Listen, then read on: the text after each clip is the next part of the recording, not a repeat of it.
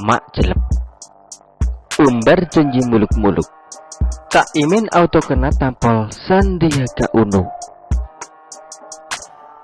Puncak karir seorang politisi itu adalah menjadi presiden, bukan menjadi ketua umum partai.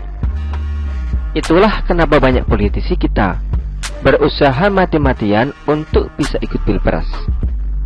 Memang ada beberapa yang mengatakan dirinya mau jadi cawapres saja, tapi itu hanya batu loncatan. Setelah terpilih jadi wapres, maka yang akan ditujunya adalah RI 1. Di antaranya, politisi yang berambisi ikut pilpres tersebut adalah Muhaimin Iskandar atau Cak Imin. Dan jangan salah-salah, sejak tahun 2009 lalu, nama Cak Imin ini sudah santer terdengar di pilpres. Kala itu di Musyawarah Pimpinan Nasional atau Muspimnas PKB, ia didaulat dia sebagai cawapres SBY. Namun sayangnya, SBY lebih memilih mantan Gubernur Bank Indonesia, Budiono, sebagai wakilnya dibandingkan Cak Imin. Pada Pilpres tahun 2014, nama Cak Imin kembali muncul, kali ini sebagai pendamping Jokowi. Hanya saja, kala itu ia tidak disarankan ikuti pilpres lantaran hasil survei menunjukkan nama Cak Imin kurang populer di kalangan masyarakat. Sehingga kalau dipaksakan berpasangan dengan Jokowi, ongkos politiknya akan sangat mahal. Pada Pilpres tahun 2019, Cak Imin mendeklarasikan secara sepihak Jokowi dengan Cak Imin atau Join sebagai pasangan capres-cawapres. Kala itu ia sampai mengancam Jokowi bisa kalah kalau tidak berpasangan dengan dirinya, karena begitu ambisinya Cak Imin ingin ikut pilpres. Tapi lagi-lagi usaha tersebut gagal. Parpol pengusung Jokowi lebih memilih ketua MUI dan mantan Rais AAM PBNU Ma'ruf Amin sebagai cawapres daripada Cak Imin. Nah, menjelang Pilpres tahun 2024, ambisi Cak Imin untuk berkuasa ternyata tidak juga padam. Ia awalnya mendukung Prabowo agar ditunjuk jadi wakilnya. Namun pasca tidak kunjung ditunjuk jadi cawapres, Cak Imin akhirnya berlabuh ke koalisi perubahan yang mengusung Anies. Disinilah cita-citanya untuk jadi calon RI 2 akhirnya terwujud. Ketua Umum sekaligus pendiri Nasdem, Surya Paloh, merestui Anies berpasangan dengan Cak Imin. Pak Berewok beralasan, kenapa memilih Cak Imin? Karena Anies lemah di Jatim.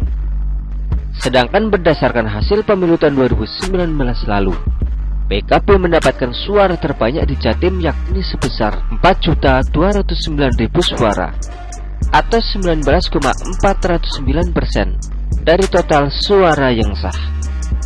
Bandingkan dengan Demokrat yang hanya mendapatkan suara 8,23% di provinsi yang beribu kota Surabaya itu.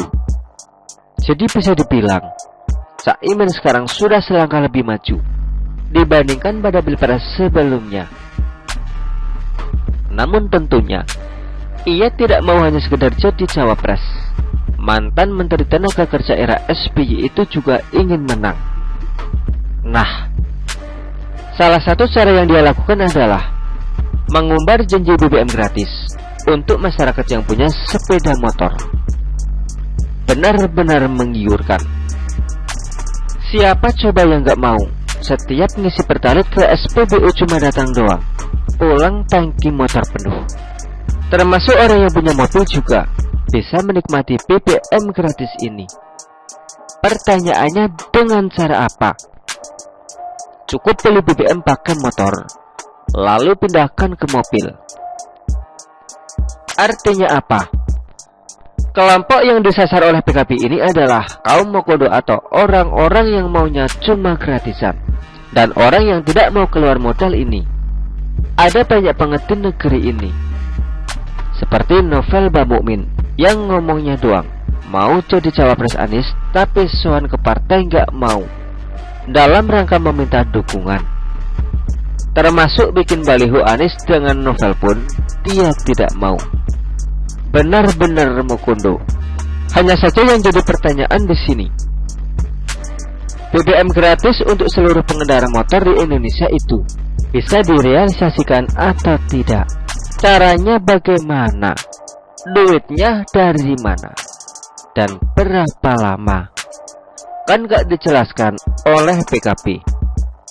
Karena selama ini, dari era Megawati, SBY hingga Presiden Jokowi, semuanya terpaksa menaikkan harga BBM dengan alasan kenaikan harga minyak mentah dunia. Jika harga minyak mentah dunia naik, sementara harga BBM di tanah air tidak dinaikkan, maka yang terjadi beban subsidi di APBN akan meningkat. Artinya, Ketua PKB sejak tahun 2005 itu mau bikin bangkrut negara. Tidak ayal ia pun auto kena tampol Sandiaga Uno. Tanpa dadang aling-aling, Sandi mengatakan, jika janji Caimin tersebut beneran direalisasikan, maka akan menimbulkan banyak polemik di masyarakat. Sandi pun mengungkapkan, kebijakan BBM gratis ini akan menjadikan pernyataan Prabowo di Pilpres tahun 2019 lalu bocor jadi kenyataan. Iya, mungkin pemikirannya itu harus lebih ke bagaimana. Jadi bukan subsidi produk, melainkan kepada subsidi orang. Itu saya setuju, bahwa subsidi produk ini atau BBM gratis akan banyak kebocoran. Demikian ungkapnya dengan nada serius. Hingga ia mengatakan semestinya cawapres memikirkan solusi ekonomi masyarakat, bukan hanya mengejar jabatan dan kekuasaan. Inilah kesempatan kalau Partai Demokrat mau balas dendam kepada PKB dan Caimin, yakni dengan mematahkan atau mengkritik janji muluk-muluk dan tidak masuk akal BBM gratis tersebut. Begitulah kura-kura. Artikel ini diambil oleh siwa.com dan ditulis oleh Ferry Padli. Bagaimana menurut Anda?